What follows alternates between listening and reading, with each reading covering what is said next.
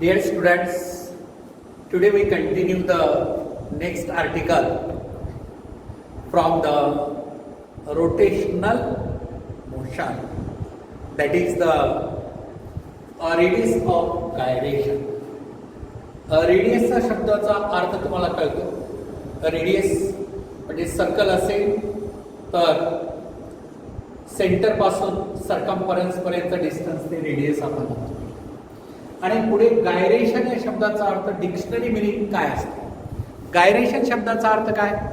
अनेकांना वाटत असेल की सायंटिस्टचं नाव वगैरे असेल, तर असं काही नाही. गायरेशन याचा डिक्शनरी मिनिंग जर तुम्ही पाहिला तर भिरभिरणे रोटेट होणे असा त्याचा अर्थ आहे. मग रेडियस ऑफ गायरेशन म्हणजे नेमकं काय. What is the radius of gyration. Radius of gyration of A rotating rigid body. Definition बेटा, रेडियस ऑफ गायरेशनची डेफिनेशन काय टर्म आहे.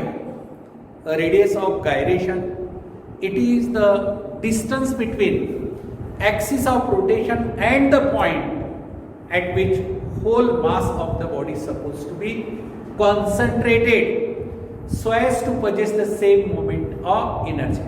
मी असे किती पद्धतीने तुम्हाला डेफिनेशन वारंवार रिपीट करून सांगितले तरी क्लिअर होणार नाही. तुम्हाला जोपर्यंत फिगर काढून त्याचा कन्सेप्ट माइंडमध्ये सेट होत नाही तोपर्यंत तो क्लिअर होत नाही. फॉर एक्झाम्पल आता मी तुम्हाला एक इथं फिगर काढून दाखवतो. अशी एक रिंग आहे आणि या रिंगचा मोमेंट ऑफ इनर्शिया लक्षात येतं बेटा. रिंग म्हणजे या रिंगचा मोमेंट ऑफ इनर्शिया जो असेल तो या ॲक्सिस होत आली. रिंगचं मास कॅपिटल एम असं गृहीत धरलात तुम्ही. आणि आर काय असेल, या रिंगचा रेडियस असेल बेटा. आर जे असेल या रिंगचा रेडियस असेल. आलं लक्षामध्ये. हे पेरिफेरल वरचा पॉइंट आणि हा सेंटरचा, या सेंटर पासून या पेरिफेरल वरच्या पॉइंट पर्यंतचा डिस्टन्स म्हणजे रिंगचा रेडियस असेल. आणि ही रिंग आहे, कडं आहे. रिंग म्हणजे कडं. या रिंगचा मास कॅपिटल एम आपण घेतला आणि याचा moment of inertia product of mass and square of distance, तर तो किती येतो, एम आर स्क्वेअर येतो. राईट. आता या रिंगला रिमोल्ड करा. रिमोल्ड करा म्हणजे याचा एक छोटासा गोळा तयार करा आणि त्या गोळ्यांपासून आता या रिंगचं मी काय केलंय, छोटासा असा गोळा तयार केला. काय तयार केला, या रिंगचा एक छोटासा गोळा तयार केला आणि याचं मास जेवढं रिंगचं मास असेल तेवढंच त्याचं मास असेल. आणि याला एक दोरी बांधून, हा ऍक्सिस ऑफ रोटेशन आहे आणि याला एक दोरी बांधा. याच्या सेंटर पासून याच्या सेंटरला एक कडी अडकवून एक दोरी बांधा आणि या ऍक्सिसला रोटेट करा आणि जे ऍडजस्ट केलेले डिस्टन्स आहे कुठून कुठपर्यंत, या रिंगचा रिमोल्ड केल्यानंतर त्याच्या सेंटर ऑफ मास पासून ऍक्सिस ऑफ रोटेशन पर्यंतचा डिस्टन्स ऍडजस्ट करा की मोमेंट ऑफ इनर्शिया तेवढाच असला पाहिजे. तर त्याला आपण म्हणतो I is equal to M K square. तर के काय आहे, रेडियस ऑफ गायरेशन. म्हणजेच काय केलं पाहिजे, त्या बॉडीचा मोमेंट ऑफ इनर्शिया जो आपण अगोदर काढलेला आहे त्या बॉडीचा मोमेंट ऑफ इनर्शिया आपण काढलेला आहे. उदाहरणार्थ बेटा, म्हणजे लक्षात घेण्यासाठी तुम्हाला इथं मास किती असेल 2, रेडियस किती असेल 2 चा square 4 that is 8 kg metre square या बॉडीचा मोमेंट ऑफ इनर्शिया. आता इथं मास किती म्हणलं तुम्हाला मी 2च. ऍडजस्ट केलेला डिस्टन्स किती असेल, के 4, 2चा स्क्वेअर 4 बरोबर आहे. मग k is equal to r, radius of gyration is equal to radius या ठिकाणी. पण प्रत्येक बॉडीला असं होत नाही. का होत नाही याचं एक्झाम्पल. आता दुसरी एक बॉडी घेतली, अशी एक बॉडी म्हणजे डिस्क घेतली. डिस्क म्हणजे काय असते माहित आहे तुम्हाला. डिस्क म्हणजे काय असते, कॉम्प्युटरची सीडी किंवा चहा पितो ती बसी, त्याला आपण डिस्क म्हणजे आतून भरीव असते, रिंग सारखं नसते. हे अशा टाईपची डिस्क आहे. याचा मास कॅपिटल एम आणि रेडियस कॅपिटल आर. रेडियस किती आहे? Capital R. आणि मग याचा मोमेंट ऑफ इनर्शिया वेट आपल्याला आता पुढे लर्न करायचं आहे. पुढे किती येतो? mr²/2 हा फॉर्म्युला. डिस्कचा मोमेंट ऑफ इनर्शिया किती? mr²/2. आता समजा आपण डिस्कचा मास किती घेतलं बेटा? 2 घेतलं. आर किती? 2 चा स्क्वेअर डिवाइड बाय 2 म्हणजेच किती आला हा मोमेंट ऑफ इनर्शिया? त्या डिस्कचा मोमेंट ऑफ इनर्शिया जो आपण काढला तो किती आला? 4 kg/m². राईट. आता आपल्या कन्सेप्ट नुसार या डिस्कला रिमोल्ड करायचं म्हणजे एक छोटासा गोळा तयार करायचा. डिस्क अशी मोठी प्लेट असते, त्या डिस्कला काय तयार करा? एक छोटासा गोळा तयार करा आणि त्या गोळ्यापासून, त्या गोळ्याच्या सेंटर पासून म्हणजे ही डिस्क आहे, डिस्कला रिमोल्ड केल्यानंतर एक स्पेरिकल बॉडी तयार केली. म्हणजे काय केलं? हे डिस्कला रिमोल्ड करून एक स्पेरिकल बॉडी तयार केली आणि त्या बॉडीचं मास m आणि त्याच्या सेंटर पासून असं डिस्टन्स ऍडजस्ट करा तुम्ही की आपण ज्याला म्हणतो की या बॉडीचा मोमेंट ऑफ इनर्शिया या ऍक्सिस किती आला पाहिजे? mk². म्हणजे किती? 4च आला पाहिजे. म्हणजे डिस्कचा जेवढा मोमेंट ऑफ इनर्शिया होता तेवढाच इथं आला पाहिजे. म्हणजेच बेटा इथं आता हे दोन्ही इक्वेट केला. 4 इज इक्वल टू हे आय म्हणजे 4, हे दोन्ही इक्वेट केला तर तुम्हाला काय येतं? पहा बरं. आता इथं आता उदाहरणार्थ मी तुम्हाला आय इज इक्वल टू दिले mr²/2 आणि I is equal to mk². Example. आता ही व्हॅल्यू दोन्हीचेही radius of moment of inertia about the given axis of rotation. म्हणजे लक्षात काय?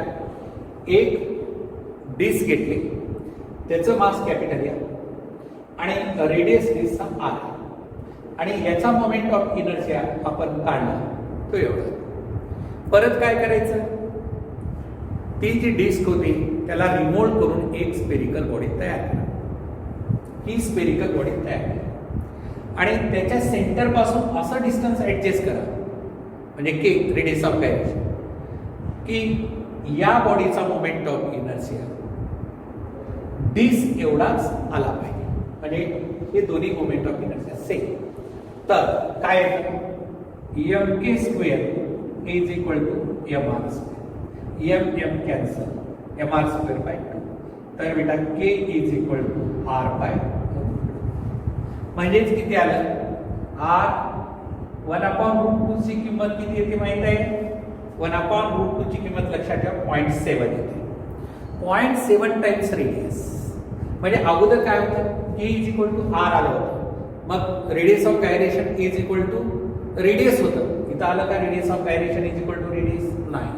0.7 म्हणजे मला इथं तुम्हाला काय पॉइंट क्लिअर करायचं आहे? Radius of gyration he distance आहे. आता उदाहरणार्थ ऍक्सिस ऑफ रोटेशन इथं आहे तर 0.7 म्हणजेच हे इथं बेटा हे 0.7 म्हणजे 70% साधारणतः सेंटर पासून. तर इथला पॉइंट आणि ह्या ऍक्सिस ऑफ रोटेशन ह्या बॉडी मधलं डिस्टन्स जे असतं त्याला आपण रेडियस ऑफ गायरेशन म्हणतो. म्हणजे डिस्टन्सच आहे पण कुठून कुठपर्यंत डिस्टन्स आहे रेडियस ऑफ गायरेशन हे अगदी क्लिअर झालं पाहिजे. Radius of gyration, what is the definition of radius of gyration? Radius of gyration of a rotating rigid body. ती बॉडी रोटेट होत असेल तरच रेडियस ऑफ गायरेशन आणि बॉडी रेस्ट असेल तर फक्त रेडियस येतं. बॉडी रेस्ट असेल तर रेडियस येतं आणि बॉडी रोटेट होत असेल तर रेडियस ऑफ गायरेशन आपण डिफाईन करतो. म्हणून what is the definition of radius of gyration? पहा बेटा, आता मी तुम्हाला रेडियस ऑफ गायरेशनची डेफिनेशन इथं सांगतो. पहा आता क्लिअर झालं पाहिजे या दोन example. Radius of gyration, radius of gyration, gyration of a rotating rigid body, rigid body about the given axis of rotation,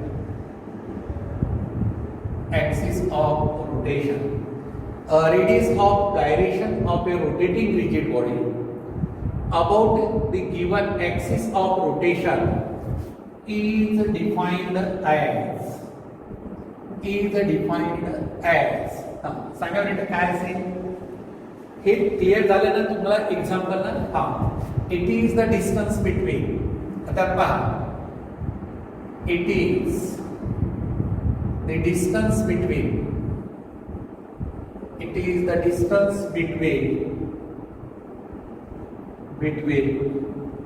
axis of rotation. It is the distance between axis of rotation and the point at which whole mass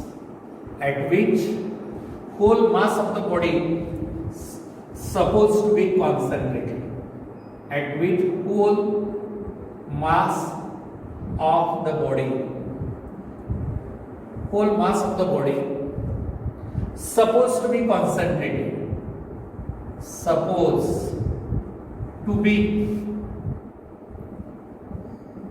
concentrated, so as to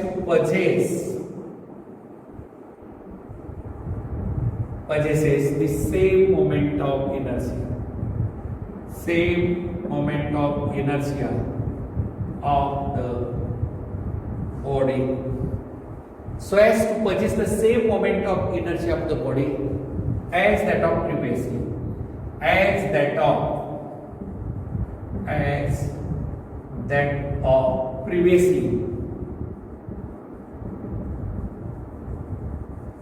so as to possess the same moment of inertia as that of the body previously. म्हणजे ही body आहे, आता example घ्या, ही तुमची disk आहे आणि disk काय करते या गिवन ऍक्सिस ऑफ रोटेशनला रोटेट होते. म्हणजे कॉम्प्युटरची एक सीडी आहे आणि सेंटर मधून ऍक्सिस ऑफ रोटेशन पास झालेला आहे आणि त्या सीडीचं मास कॅपिटल एम आणि रेडियस कॅपिटल आर आहे. मग या बॉडीचा मोमेंट ऑफ इनर्शिया काय आहे? I is equal to mr square by 2 हा फॉर्म्युला आहे moment of inertia of disc. आता आपल्याला नंतर वेगवेगळ्या बॉडीचे मोमेंट ऑफ इनर्शिया आपल्याला लर्न करायचे. मग मी एक्झाम्पल काय घेतलं, त्या डिस्कचं मास घेतलं 2 आणि रेडियस सुद्धा 2 घेतलं आणि याचा मोमेंट ऑफ इनर्शिया वर्कआउट केला, तो किती आला? 4 kg मीटर स्क्वेअर, राईट. आणि नंतर काय म्हणलं, या डिस्कला रिमोल्ड करा, या डिस्कला काय करायचं, रिमोल्ड करायचं आणि रिमोल्ड केल्यानंतर त्याचा एक पॉइंट मास तयार करा. आता एक स्पियर तयार केला, छोटासा स्पियर तयार केला आणि त्याच्या सेंटर पासून असं ऍक्सिस ऑफ रोटेशन पर्यंतचं अंतर तुम्ही ऍडजस्ट केला.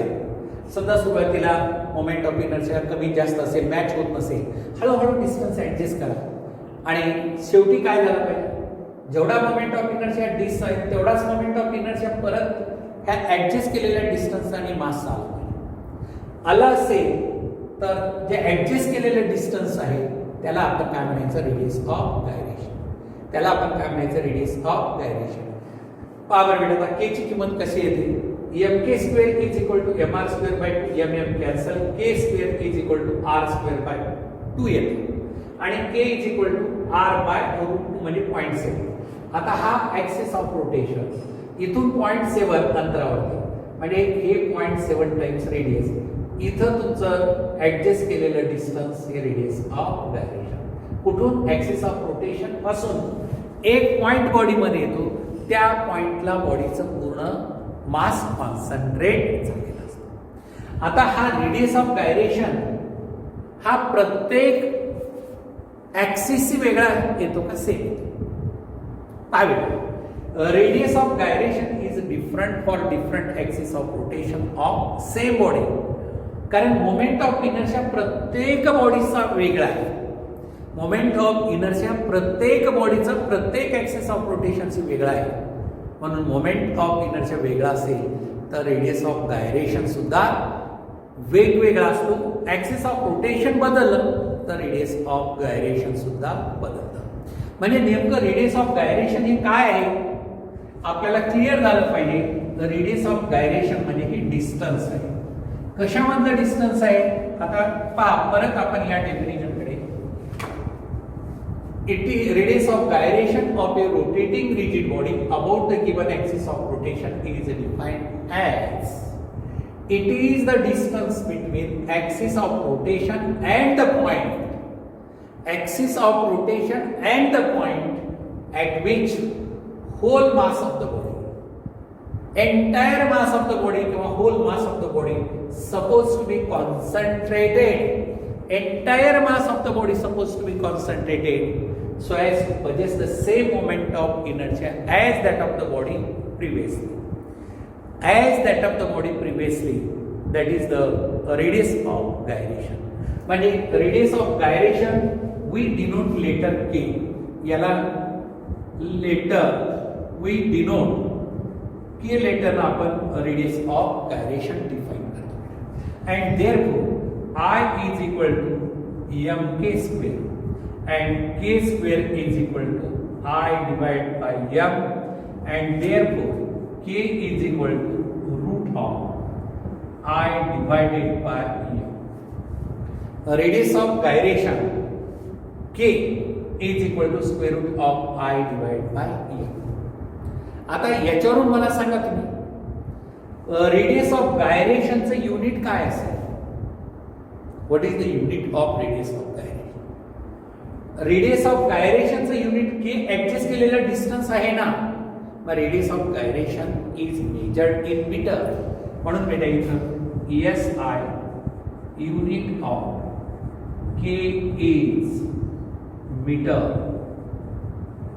सिम्बॉल M आणि CGS unit of K is centimetre. CGS unit of K is centimeter. CM unit. आता रेडियस ऑफ गायरेशन हे डिस्टन्स आहे. तर dimension of K is equal to L raised to 1, M raised to 0, T raised to 0. याचं unit काय असेल K. K चं unit length म्हणजे metre. Dimension L चा power 1 M0 T raised to 0. Is it a vector or scalar? Yes. Is it a vector or scalar? As it is the distance. As it is the distance, and therefore its SI dimension is L चा power 1. L चा power 1 radius of gyration. And basically beta, what is the actual meaning, significance? म्हणजे हे radius of गायरेशनचा basic concept समजून घ्यायचं असेल, ही definition unit dimension आपण क्लिअर केल्यानंतर काय घेतो आपण या ठिकाणी to understand the concept of radius of gyration. म्हणून इथं बेसिकली काय लर्न करायचं पुढे कन्सेप्ट ऑफ. हे झालं डेफिनेशन, पण नेमकं काय कळलं आपल्याला त्याच्यामध्ये, काय कन्सेप्ट आहे, म्हणजे हे डिस्टन्स आहे तर कसं डिस्टन्स आहे हे सुद्धा आपल्याला इथं क्लिअर झालं पाहिजे. तर त्यासाठी concept of radius of gyration शेवटी अंडरस्टँडिंग फार महत्वाचे आहे, ते क्लिअर झालं पाहिजे. आता आपल्या नेहमीच्या मेथड प्रमाणे आपण एक रिजिड बॉडी घेऊया आणि ही रिजिड बॉडी पर्टिक्युलर साईज म्हणून डिफाईन आहे. एनी साईज आहे. पहा बेटा ही रिजिड बॉडी जी तुम्हाला इथं असेल ती अशा पद्धतीने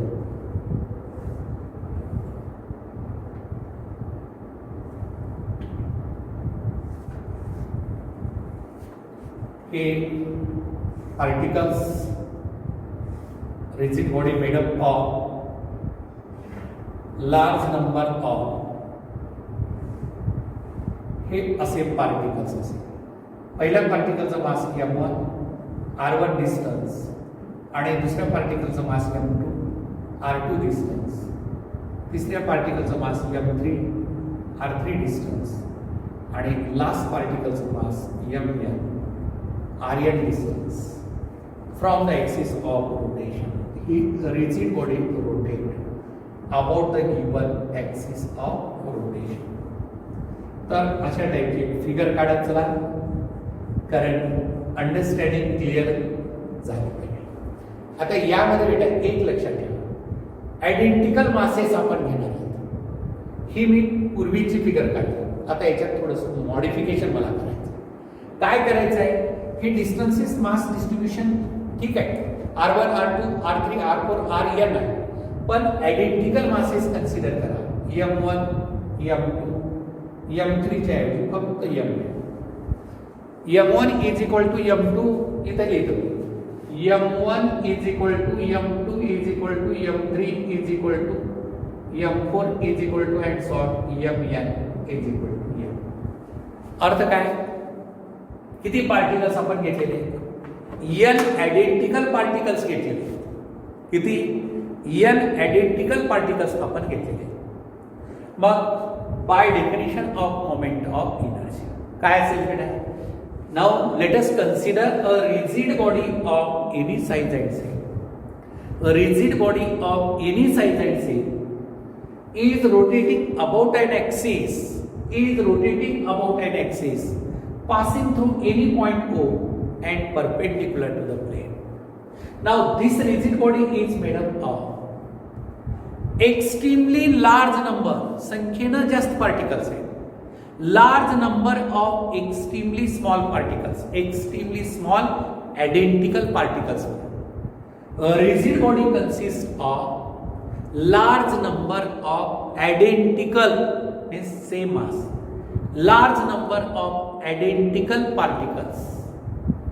They are situated at a distance r1 r2 r3 and so on rn from the axis of rotation respectively.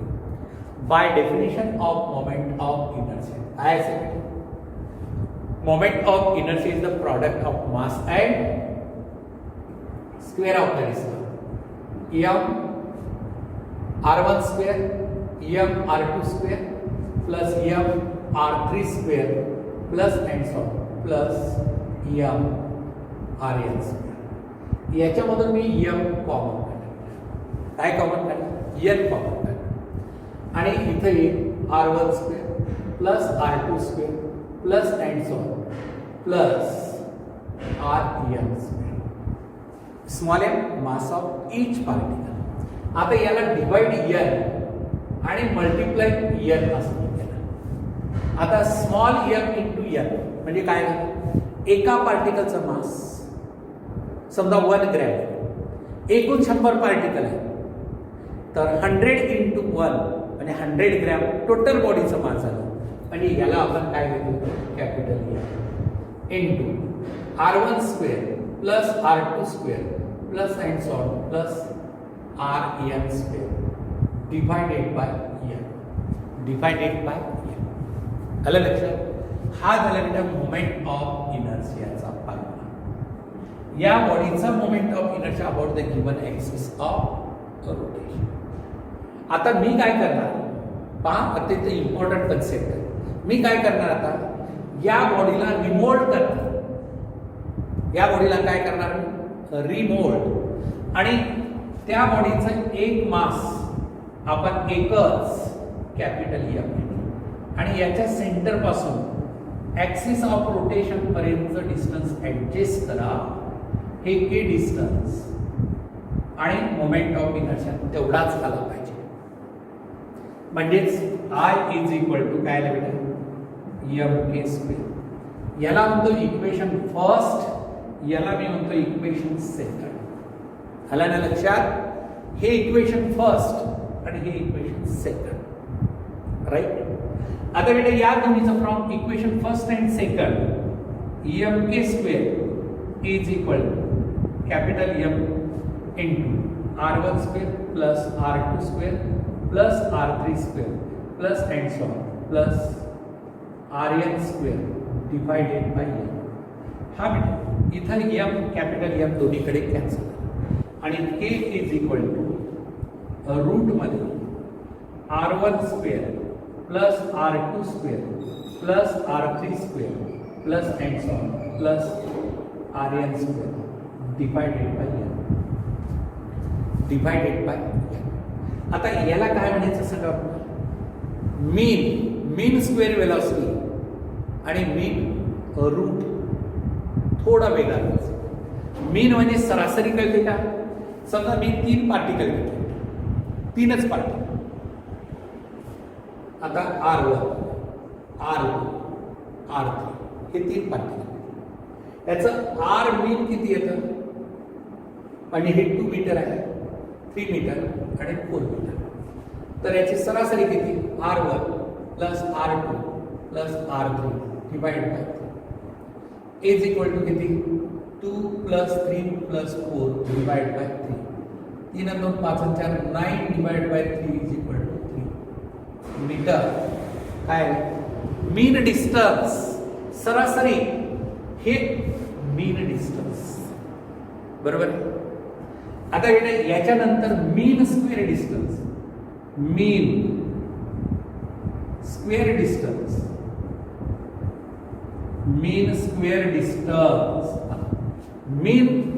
मीन म्हणजे सरासरी कुणाचा स्क्वेअर ऑफ डिस्टन्स. तर याला काय घ्यायचं मीन म्हणजे R square of distance is equal to R1² plus R2² plus R3² divide by 3. Square करायचं, तिन्हीचा स्क्वेअर करायचा आणि त्याचा मीन काढायचा. म्हणजे किती आले नाही 2चा स्क्वेअर 4, 3चा स्क्वेअर 9 प्लस 4चा स्क्वेअर 16 डिवाइड बाय 3. हे म्हणजे 29 डिवाइड बाय 3. काय mean of squares of distance. आणि याचा जर स्क्वेअर रूट घेतला तर mean square distance mean root square distance mean of square root of distance. म्हणजे याचा स्क्वेअर रूट दोन्हीकडे घेतला तर त्याला RMS distance RMS root mean square distance is equal to R1² plus R2² plus R3² divided by. याला काय म्हणतात root of mean square distance. Root of mean square distance root of इथं असेल root of mean square distance किती particle आहे 3च आहे. इथं किती पार्टिकल आहे बेटे 1 पार्टिकल आहे. मग हे काय आहे रेडियस ऑफ गायरेशन म्हणजे काय आलं root mean square distance. That is K is root mean square distance. हे कन्सेप्ट साठी एवढं मला मॅथमॅटिक्स सांगावं लागलं. म्हणजे हे कसं आहे डिस्ट्रीब्युशन आहे ना R1 R2 R3 या फॉर्म्युल्याकडे जर तुम्ही पाहिला ऑब्झर्वेशन घेतला तर is it radius of gyration dependence upon mass of the body. बरेचशे विद्यार्थ्यांना काय वाटतं k is equal to root of I divide by m जो फॉर्म्युला मी दिला तुम्हाला. तर के ची किंमत कशावरती डिपेंडन्सी आहे. अनेकांना वाटतं मासवरती डिपेंडन्सी आहे. Is it depends upon mass. Is it K depends upon मास.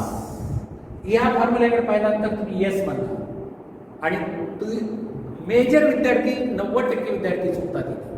म्हणून मी हे फॉर्म्युला तुम्हाला घेतलं. इथं तुम्हाला केच्या फॉर्म्युल्यामध्ये इथं याला मी असंच रेक्टँगल मध्ये टाकतो. या रेक्टँगल मध्ये टाकलेल्या फॉर्म्युल्यामध्ये तुम्हाला दिसतं का एम मास आहे का त्या ठिकाणी अजिबात नाही. म्हणजे रेडियस ऑफ गायरेशन हे काय आहे. What is the radius of gyration. It is the root mean square distance आहे. रेडियस ऑफ गायरेशन हे रूट मीन स्क्वेअर डिस्टन्स आहे. मग रूट मीन स्क्वेअर डिस्टन्स असेल तर हे कशावरती डिपेंडन्सी आहे what factor affect the radius of gyration, म्हणजे त्याचं सिग्निफिकन्स आपल्याला इथं कळतं. Radius of gyration not only depends upon mass of the body. हा इम्पॉर्टंट स्टेटमेंट मी तुम्हाला सांगत आहे. Radius of gyration not depends upon mass of the body. बॉडीचं मासवरती डिपेंडन्सी नाही. It depends upon distribution of mass about the given axis of rotation. Axis of rotation च्या भोवताली particle किती अंतरावर आहे. टोटल बॉडीच्या मासवरती डिपेंडन्सी नाही. परत क्लिअर करतो मी. Radius of gyration does not depend upon total mass of the body, but it depends upon distribution of mass about the given axis of rotation. Distribution of mass about the given axis of rotation. म्हणजे बेटा आता मी तुम्हाला थोडं आणखीन clear करतो. कोणतं clear करतो? एक सॉलिड स्पियर आणि हॉलो स्पियर आहे. दोन्हीचं मास तेवढंच आहे. सॉलिड स्पियर आणि हॉलो स्पियर दोन्हीचं मास तेवढंच आहे. तर रेडियस ऑफ गायरेशन कोणाचा जास्त असेल? हॉलो स्पियरचा. कारण मास डिस्ट्रीब्युशन ऍक्सिस पासून दूर पार्टिकल जास्त असेल तर रेडियस ऑफ गायरेशन निश्चित जास्त असणार. म्हणजे रेडियस ऑफ गायरेशन कशावरती डिपेंडन्सी आहे? Radius of gyration depends upon distribution of mass about the given axis of rotation. आणि मग के ची किंमत आपल्याला याचं सिग्निफिकन्स इम्पॉर्टंट आहे. प्रत्येक फॉर्म्युलेमध्ये के स्क्वेअर अपॉन आर स्क्वेअरची किमती येतात आणि that plays an important role, that is the radius of gyration. म्हणून बेटा आता पुढे significance of radius of gyration या ठिकाणी जे असेल significance of radius of gyration. Significance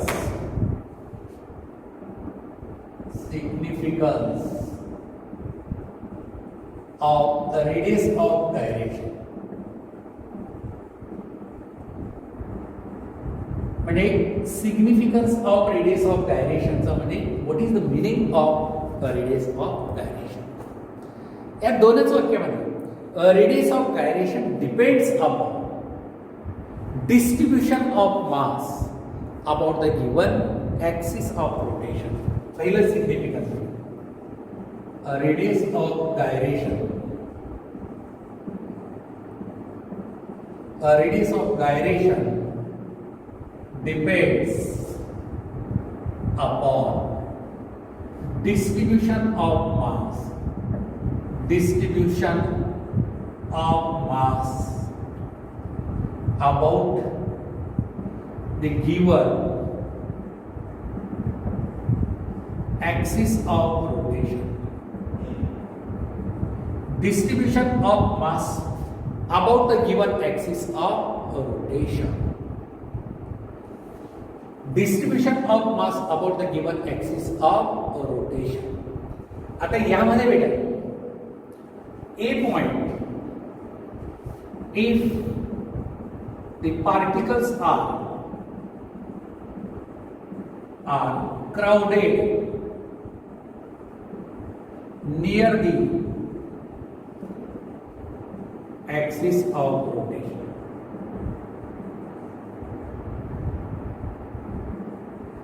If the particles are crowded near the axis of rotation, म्हणजे हा ऍक्सिस ऑफ रोटेशन आहे, याच्यात जवळील पार्टिकल्स असतात क्राउडेड, असे पार्टिकल्स आहेत crowded near the axis of rotation. Then the value of K is small. तर K ची व्हॅल्यू स्मॉल असेल तर काय म्हणणार तुम्ही? Particles are close compact. Particles are close compact म्हणजे क्राउडेड पार्टिकल्स आहेत, हेवी डेन्सिटी पार्टिकल्स आहेत, ते कुठे आहेत? ऍक्सिसच्या जवळ आहेत. म्हणजे बॉडीचं नेचर सुद्धा आपल्याला केच्या व्हॅल्यूवरून कळतं. आता दुसऱ्या वेळी the particles are widely separated particles are widely separated.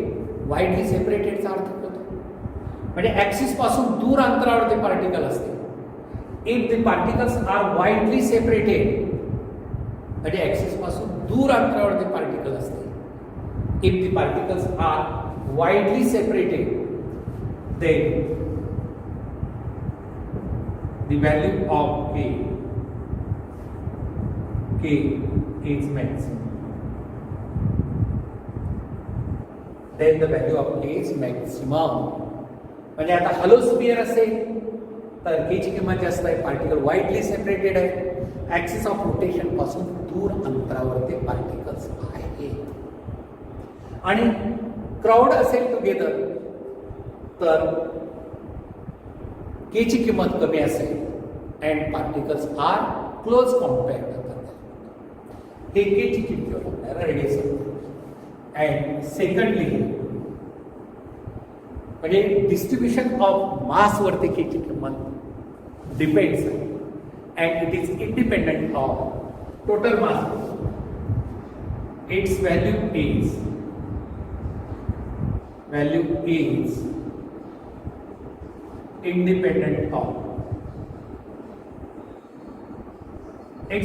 is independent of total mass of the body. किती मास असेल त्याच्यावरती इंडिपेंडेंट आहे. पण डिस्ट्रीब्युशन ऑफ मास वरती डिपेंडन्सी आहे. It depends upon distribution of mass and the value of k is different for different axis of rotation of same body. तीसरा point काय सांगा मला. The value of k is different for different axis of rotation of same body. Third, the value of k is different. The value of k is different for different axis of rotation